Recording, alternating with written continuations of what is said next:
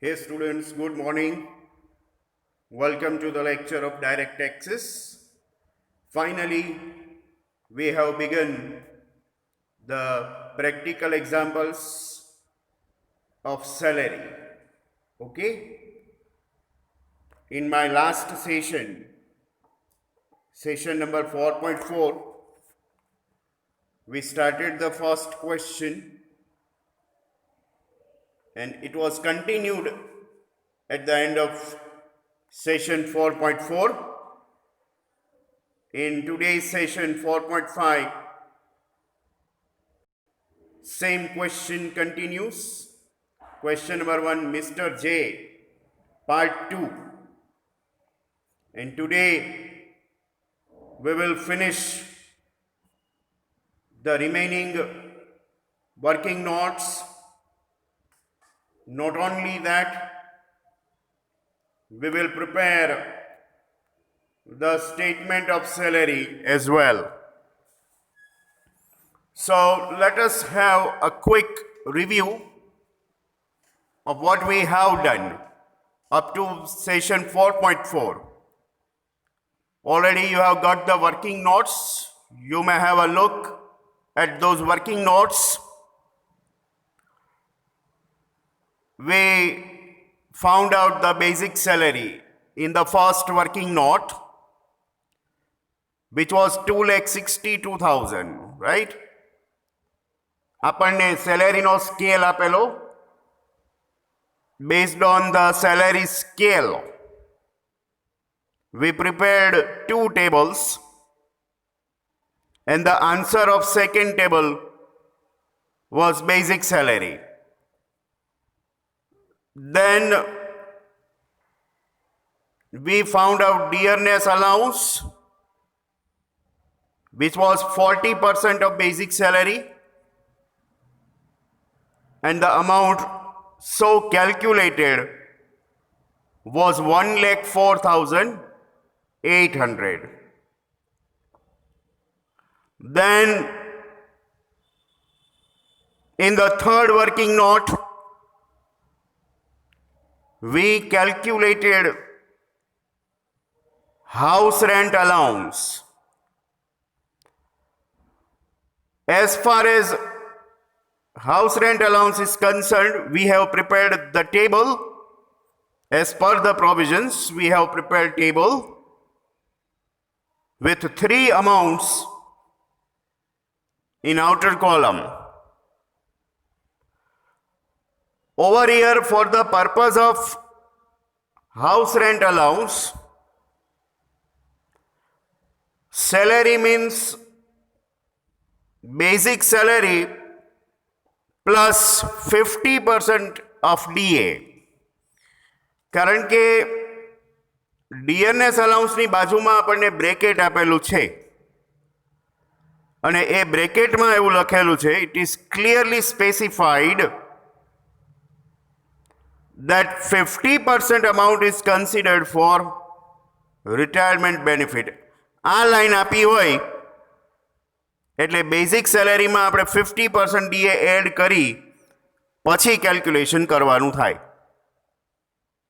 એટલે house rent allowance માટે આપણે basic salary 2,62,000 plus 50% of DA કરી અને 3,14,400 ફાઇન્ડ કરેલી અને એના ઉપરથી ટેબલ બનાવેલું. અને lowest amount is tax free. પણ હાઉસ રેન્ટ અલાઉન્સમાં એવું થાય છે, એકચ્યુઅલ અમાઉન્ટ રિસીવ્ડ 36,000 અને લોએસ્ટ અમાઉન્ટ એ 36,000. That is why house rent allowance is 0 at the end of working note, right? Following that, we also calculated education cum hostel allowance. The person is having 3 children, so education allowance is tax free up to 2,400, maximum 2,400, and his 2 children are living in hostel, so hostel allowance is tax free up to 7,200 maximum. એ રીતે આપણે education કમ hostel allowance find કર્યું અને lastly entertainment allowance which is fully taxable assuming that the person is private employee 12,000. આ 5 working note આપણે session 4.4 માં પૂરી કરી છે. And now in this session 4.5 we will start our working notes.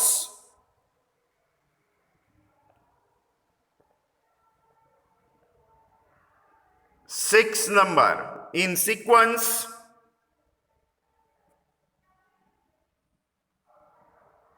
Company's contribution to provident fund.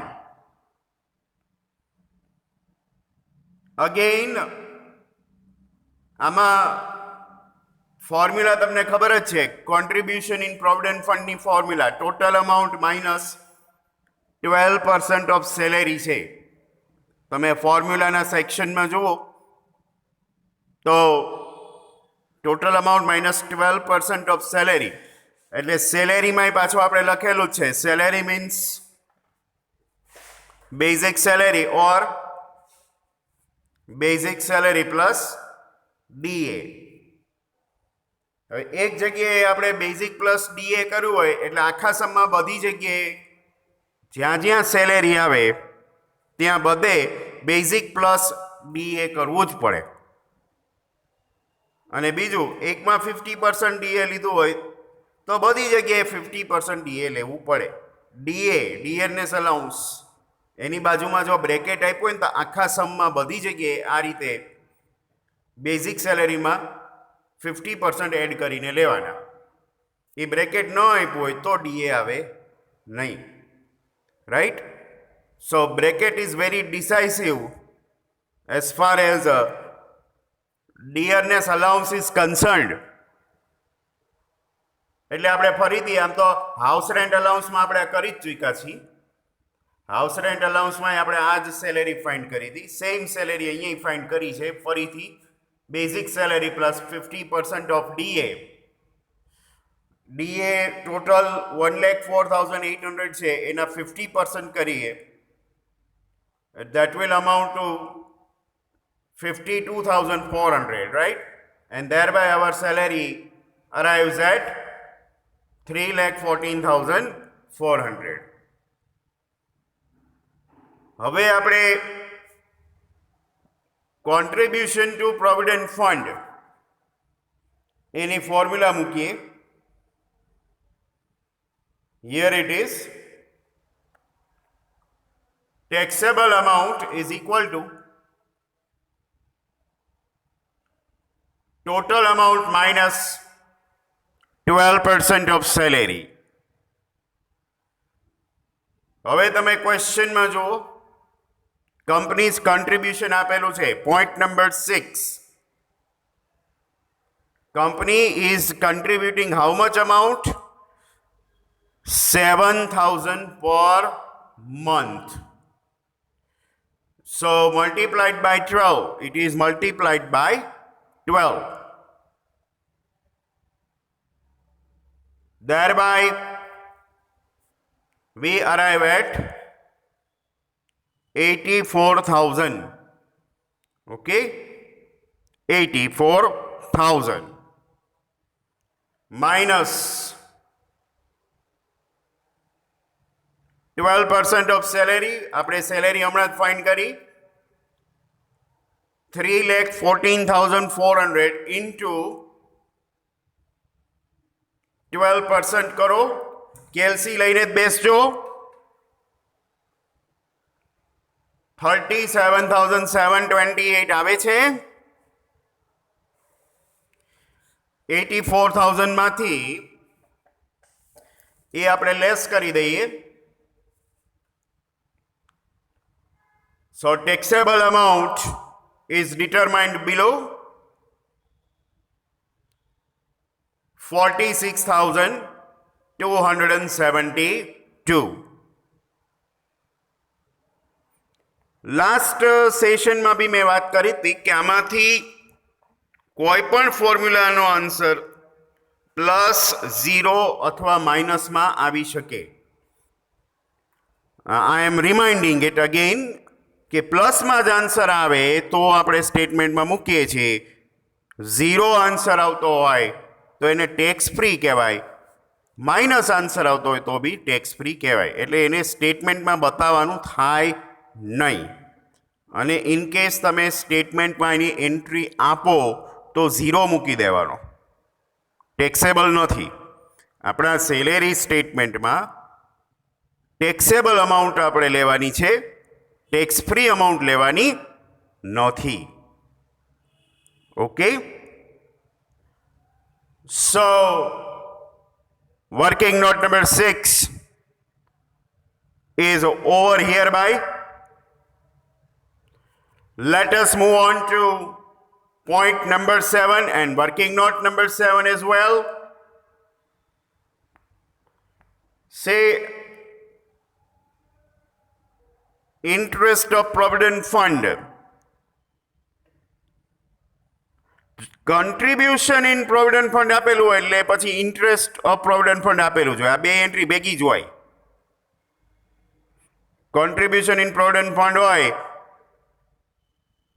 તો પછી provident ફંડનું interest હોય જ, obvious છે, લોજિકલી કનેક્ટેડ. આ આપણે એની ફોર્મ્યુલા છે જે આપણે લખી જ છે. Total amount given minus 9.5%. At that time I had told you that interest credited to provident fund is tax free up to 9.5%. હવે આપણને અમાઉન્ટ આપી હશે ઇન્ટરેસ્ટની ટોટલ અમાઉન્ટ. જો લીથામાં point number 7,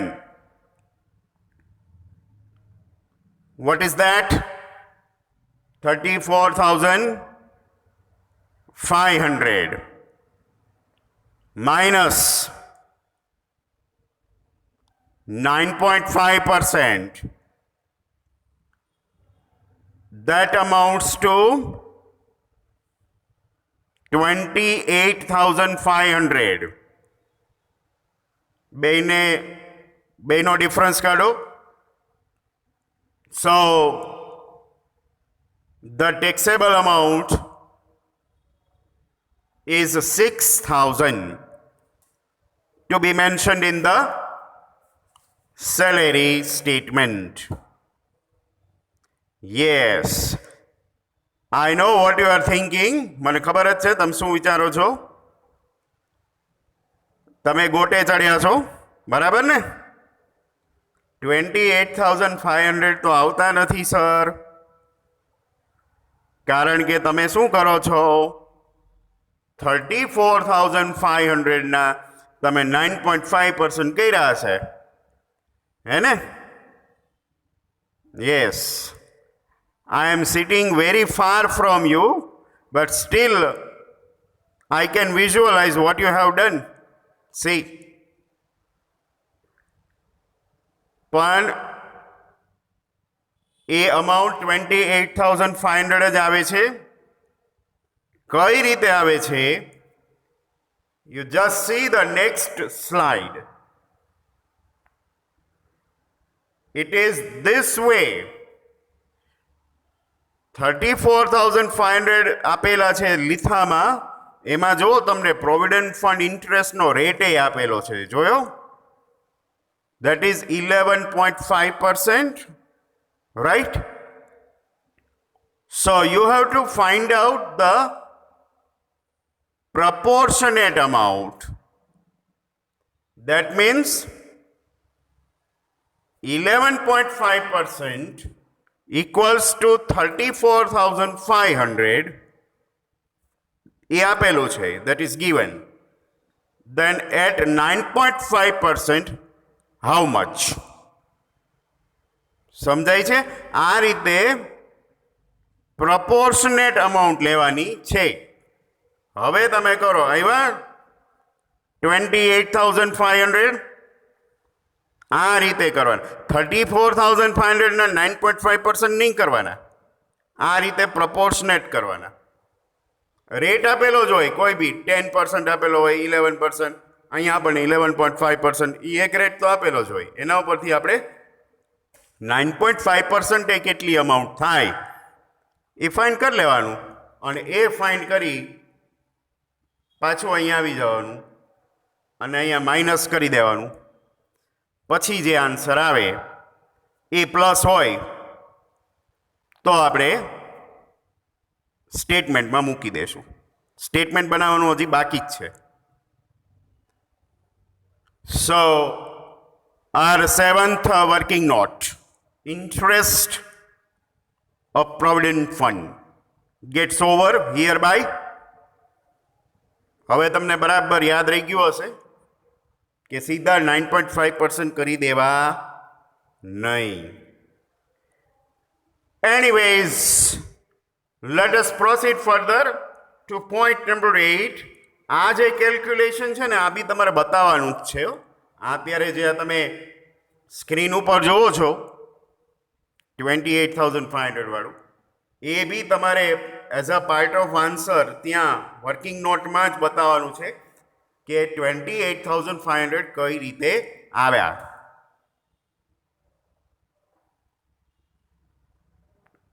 Anyways, we have some personal expenses which the company is paying on behalf of the employee. Point number 8 વાંચો. Company has paid the following expenses on his behalf. Employee વતી company કાંઈ પણ pay કરે એટલે taxable જ થાય. એમાં કોઈ રૂલ નથી. આવશે ત્યારે કહીશ. એકાદ બે એવા પેમેન્ટ છે કે જે કંપની પે કરતી હોય છે અને ટેક્સ ફ્રી છે. આ જ ક્વેશ્ચનમાં આગળ આવશે ત્યારે કહીશ. Otherwise personal expenses paid by the company on behalf of the employees fully taxable. આ રીતે નોટ જ લખી નાખવાની. આ સ્લાઇડમાં જો ફર્સ્ટ પોઈન્ટ જે છે એ લખી જ નાખવાનો આમ, અને નીચે સેકન્ડ પોઈન્ટ આ જ રીતે લખી નાખવાનો. જો કયા કયા એક્સપેન્સ પે કર્યા છે.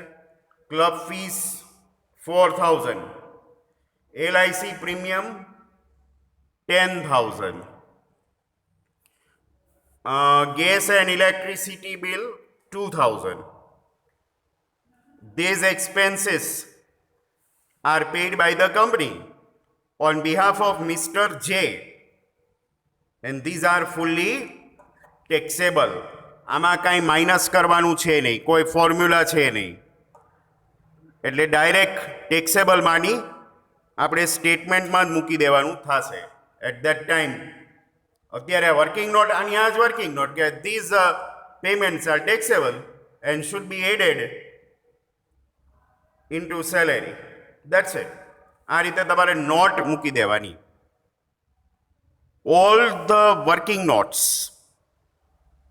are compulsory and they carry marks. બધી વર્કિંગ નોટના માર્ક્સ હોય છે. એકે વર્કિંગ નોટ સ્કીપ કરવાની નથી. Now working note number 9. Again એમાં આ રીતે નોટ જ આવે છે. કંપનીએ એનું મોબાઈલનું બિલ પે કર્યું છે. જો 9 નંબરમાં mobile bill. As per the latest provisions, જો કોઈ કંપની એના એમ્પ્લોયીનું લેન્ડલાઇન ફોન બિલ કે મોબાઈલ ફોન બિલ પે કરતી હોય તો એ ફેસિલિટીને ગવર્મેન્ટે ટેક્સ ફ્રી ડિક્લેર કરી છે. ફુલ્લી ટેક્સ ફ્રી ડિક્લેર કરી છે. એટલે આ રીતે નોટ મૂકી દેવાની રે. વાંચો આ note. Landline telephone bill and mobile phone bill is fully tax free. It should be paid by company. Paid by company હોય તો ફુલ્લી ટેક્સ ફ્રી છે. એટલે એ એન્ટ્રી આપણે સેલેરીના સ્ટેટમેન્ટમાં આપણે કરવાની છે નહીં. ઓકે. લખાઈ ગઈ આ નોટ. Now, point number 10. જો પોઈન્ટ નંબર 10 માં શું લખેલું છે લીથામાં, પહેલા લીથામાં વાંચો, પછી તમે અહીંયા સ્ક્રીન ઉપર જુઓ. He suffered injuries during his office hours and company has also paid compensation. બરાબર છે? જો ઓફિસ આર્સ કે ડ્યુટી ચાલુ હોય ત્યારે માની લો કોઈ પણ એમ્પ્લોયીને કોઈ પણ ટાઈપની ઇન્જરી થાય તો એનું કમ્પેન્સેશન કંપનીએ જ આપવાનું હોય. બરાબર? અને એ કમ્પેન્સેશન એની અમાઉન્ટ ભલે ગમે તે હોય પણ એ બી ટેક્સ ફ્રી જ છે. ટેક્સ ફ્રી જ છે. કન્ડિશન એ છે કે ડ્યુરિંગ ઓફિસ આર્સ ઇન્જરી થઈ હોવી જોઈએ, working hours. Once the office hours are over અને પછી બારે ક્યાંય માની લો કે ઇન્જરીઝ થાય, એક્સિડન્ટ્સ કે કંઈ પણ થાય અને વાગી જાય, પછી એ કમ્પેન્સેશન આપવામાં આવે તો એ ટેક્સ ફ્રી નથી. કંપની પ્રિમાઇસની અંદર અથવા કંપનીની બારે ગયા હોય પણ આમ ઓફિસ આર્સમાં જ હોય, કંપનીના કામ માટે જ બારે ગયા હોય અને રસ્તામાં કોઈ પણ પ્રકારની એને ઇન્જરીઝ થાય તો એ બી ડ્યુરિંગ ઓફિસ આર્સ જ કહેવાય, કારણ કે એ કંપનીનું જ કામ કરતા હતા. રાઈટ? સો આ રીતે એક નોટ મૂકી દેવાની. પહેલા એનું હેડિંગ આપો, કમ્પેન્સેશન ફોર ઇન્જરીઝ કરીને, અને આ રીતે એક સેન્ટેન્સમાં નોટ મૂકી દેવાની. એની અમાઉન્ટ ઓફ કમ્પેન્સેશન. જો એની અમાઉન્ટ ઓફ કમ્પેન્સેશન એનો મિનિંગ એવો થાય કે અમાઉન્ટ ગમે એટલી હોય એમ. આમાં મિનિમમ અમાઉન્ટ કે મેક્સિમમ અમાઉન્ટ આવું કાંઈ નથી. ગમે એટલી અમાઉન્ટ હોઈ શકે, 10,000ની અમાઉન્ટ હોઈ શકે અને 1,00,000ની અમાઉન્ટ હોઈ શકે, ગમે એટલી હોય. There is no upper limit of tax-free compensation, right? Any amount of compensation paid by the company to the employee for the injuries suffered during office hours. Suffered during office hours. These words are very much important. Is fully tax free.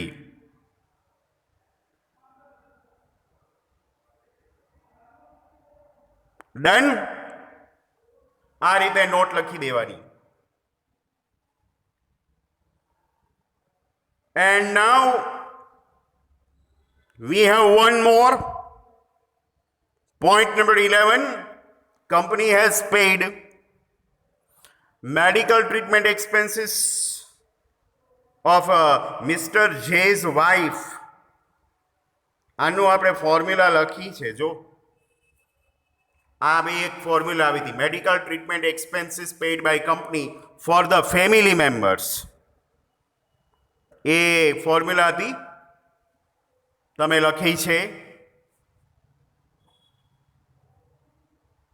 Taxable amount is equal to total amount minus 15,000, right? Up to 15,000 it is tax free.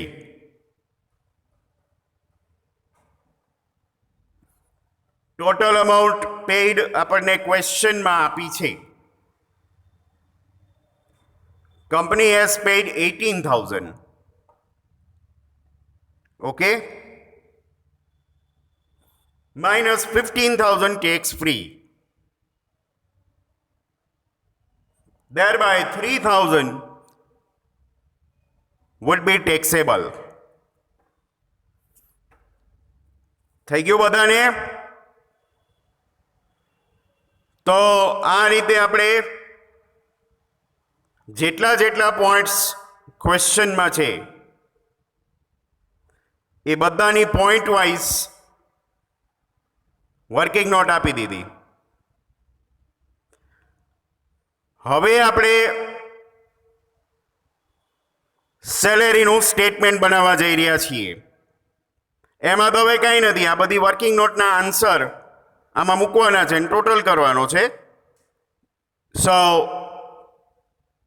preparation of salary statement is not a big deal. અને આનું કોઈ fix format નથી. House પ્રોપર્ટીમાં તો આપણે એવું હતું કે જેટલી એન્ટ્રીઝ હતી બધી સિક્વન્સમાં જ આવતી હતી. આમાં તો એવું કંઈ છે નહીં. પહેલી વર્કિંગ નોટથી સ્ટાર્ટ કરી બધાના આન્સર સળંગે સળંગ. ટેક્સેબલ હોય એ જ, ટેક્સ ફ્રી હોય એને જવા દો, જેટલી ટેક્સેબલ છે એ લઈ લ્યો.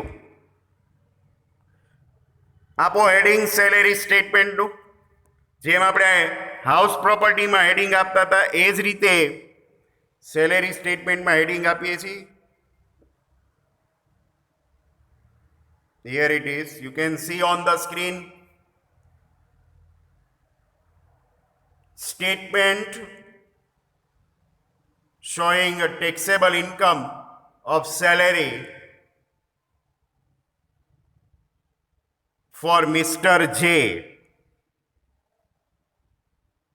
and below that on both the ends you have to mention previous year and assessment year,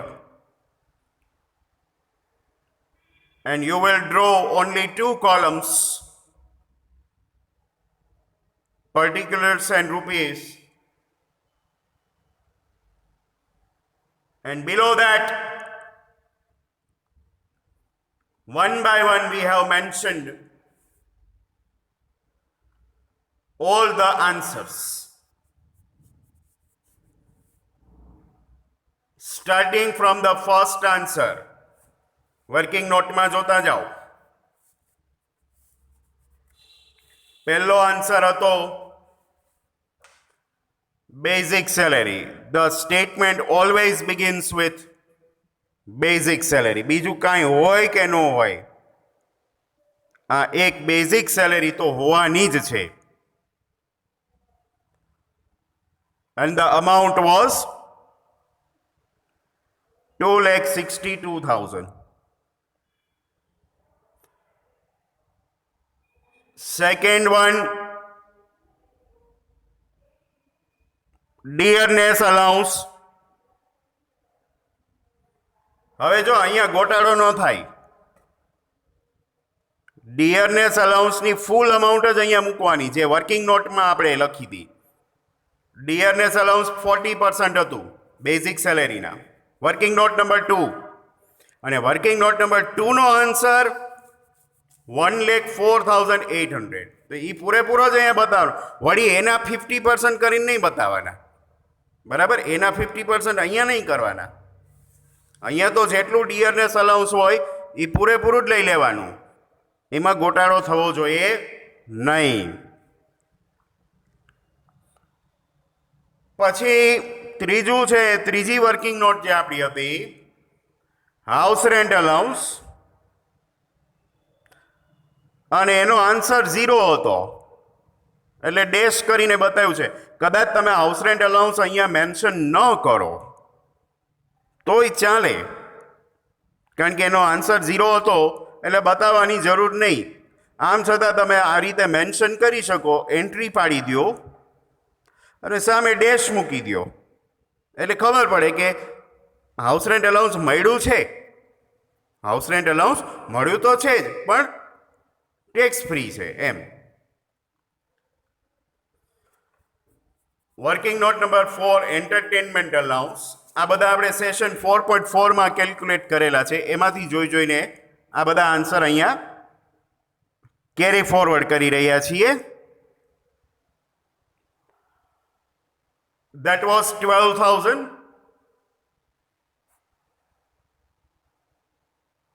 તમે સાથે સાથે લખતા જજો.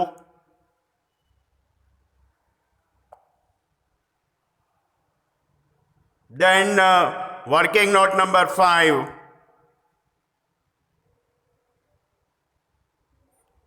education and hostel allowance. એનો આન્સર છે જ ત્યાં 33,600. આ બધાના આન્સર પ્લસમાં જ આવેલા છે અને પ્લસમાં આન્સર હોય તો જ અહીંયા આવશે. ત્યાંથી પછી આજે 4.5માં આજની બધી વર્કિંગ નોટ્સ એના આન્સર જોતા જઈએ અને લખતા જઈએ. આજે આપણે companies contribution to provident fund ત્યાંથી શરૂ કર્યું સેશન 4.5 અને એનો આન્સર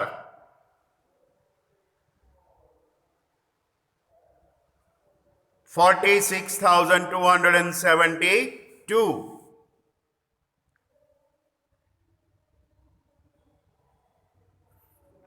પછીની વર્કિંગ નોટ અને એનો આન્સર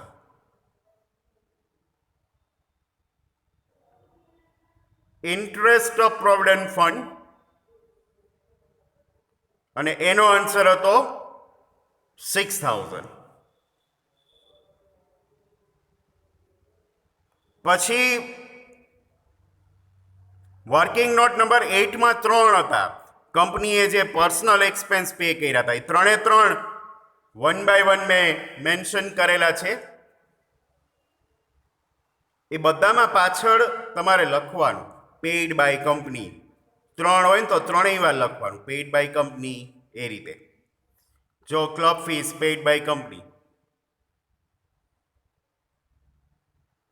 પછી LIC premium paid by company, એ કમ્પલસરી લખવાનું છે.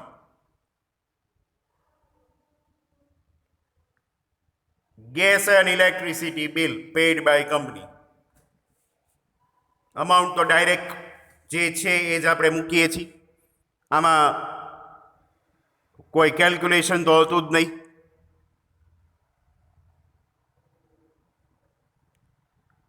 પછી વર્કિંગ નોટ નંબર 9માં પેલું મોબાઈલ ફોનનું બિલ આવ્યું હતું. એમાં આપણે લખી નાખ્યું છે કે ટેક્સ ફ્રી છે એટલે એ અહીંયા આવશે નહીં. વર્કિંગ નોટ નંબર 10માં ઇન્જરીઝનું કમ્પેન્સેશન હતું અને એમાંય આપણે લખી નાખ્યું છે કે compensation is tax free, right? એટલે એની એન્ટ્રી એ અહીંયા આવતી નથી. એટલે હવે છેલ્લી રહી medical treatment expenses paid by company. Don't forget paid by company. Working note number 11 અને એનો આન્સર 3,000 થઈ ગયો. તો સેલેરી સ્ટેટમેન્ટમાં તો આ બધી એન્ટ્રી જોઈને જ મૂકવાની છે ને પછી છેલ્લે આપણે એનો ટોટલ કરવાનો છે. એટલે બધી વર્કિંગ નોટ સાચી હશે તો આ સાચું આવશે ને વર્કિંગ નોટ ક્યારે સાચી હશે? જ્યારે તમે ફોર્મ્યુલા બરાબર સમજીને મૂક્યા હશે, યાદ રાખીને મૂક્યા હશે તો. એટલે ફોર્મ્યુલા યાદ રાખવા જરૂરી છે, જરૂરી નહીં, કમ્પલસરી છે, રાઈટ? હવે તમે 1 to 11 એનો ટોટલ કરો. ચલો 1 to 11 એનો ટોટલ કરો એટલે હવે આપણને જે મળશે એને આપણે ગ્રોસ સેલેરી એવું નામ આપીશું. તો અમને ટોટલ કરવાનું હું એટલે કહું છું કે કદાચ મારા ટોટલમાં મિસ્ટેક હોય તો ખ્યાલ આવે. મેં મારી રીતે ટોટલ કર્યો હોય પણ કદાચ મારાથી મિસ્ટેક થઈ હોય એવું બની શકે. એટલે તમે બી પેરેલલી ટોટલ કરતા જાઓ. 4,83,672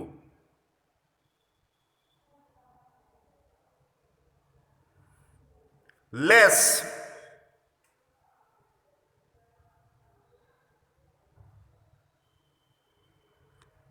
ગ્રોસ સેલેરીમાંથી તમને ખબર જ છે આપણે સેલેરીનું સ્ટેટમેન્ટ લીધું હતું એમાં બી આ 2 એન્ટ્રી બતાવી છે. આ 2 ડિડક્શન છે. જેમ હાઉસ પ્રોપર્ટીમાં 4 ડિડક્શન હતા એમ સેલેરીમાં આ 2 ડિડક્શન છે.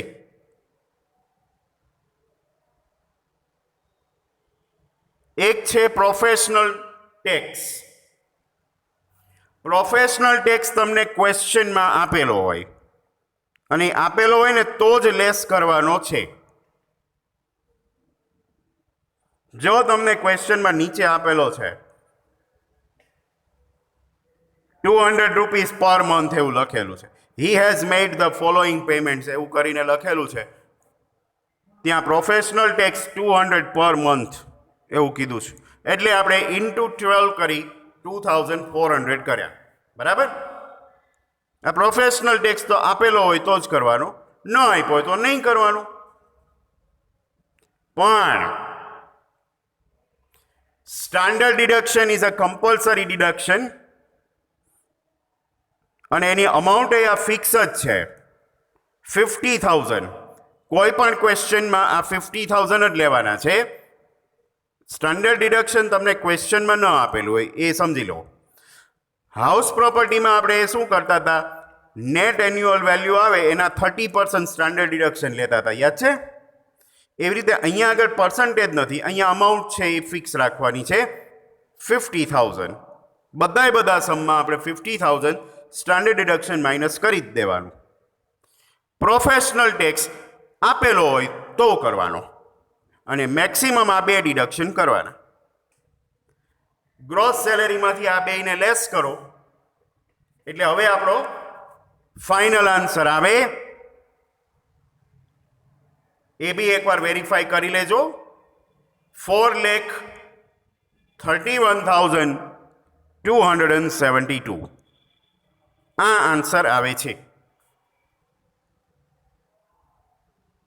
તમારે એ જ આન્સર આવતો હોવો જોઈએ અને ન આવતો હોય, ડિફર થતો હોય તો જરા જુઓ.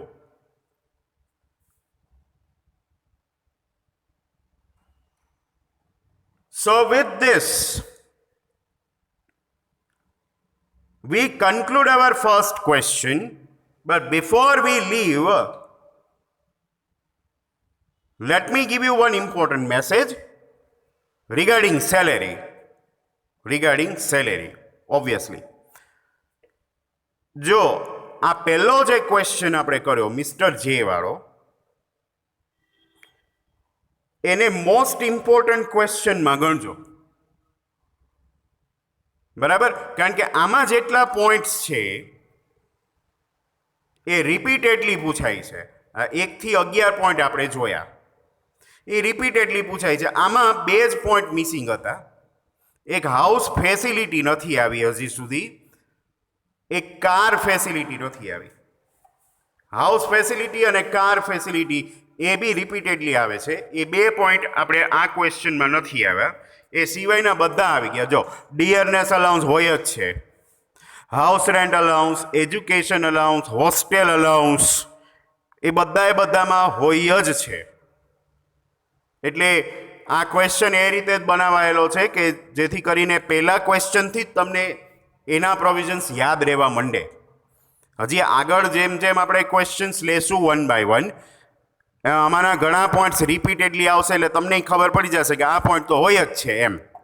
પણ આ ક્વેશ્ચન ખાસ એ રીતે જ પ્રિપેર કરજો. મોસ્ટલી આપણે ક્વેશ્ચન વાઇઝ 2 પાર્ટ તો થશે જ. બરાબર? પાર્ટ 1 ને પાર્ટ 2 એક જ સેશનમાં આખો સમ થઈ જાય એવું તો કદાચ કોઈ એકાદા ક્વેશ્ચનમાં જ બનશે જો નાનો હોય તો. બાકી મોટાભાગના ક્વેશ્ચન્સ લેન્ધી છે અને એમાં આપણે 2 પાર્ટ કરીશું જ. બરાબર છે? એટલે એ ખાસ યાદ રાખજો. I hope the whole question and its solution both are very much clear to all of you.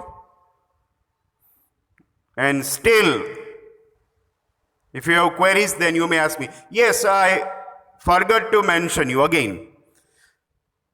તમારામાંથી કોઈને કદાચ એવો ક્વેશ્ચન થાય કે આમાં એક નીચે આપેલું છે છેલ્લે સાવ પેલું NSC કરીને નેશનલ સેવિંગ સર્ટિફિકેટ ને એ બધું શું છે, તો એ અત્યારે સેલેરીના સ્ટેટમેન્ટમાં નથી આવતું.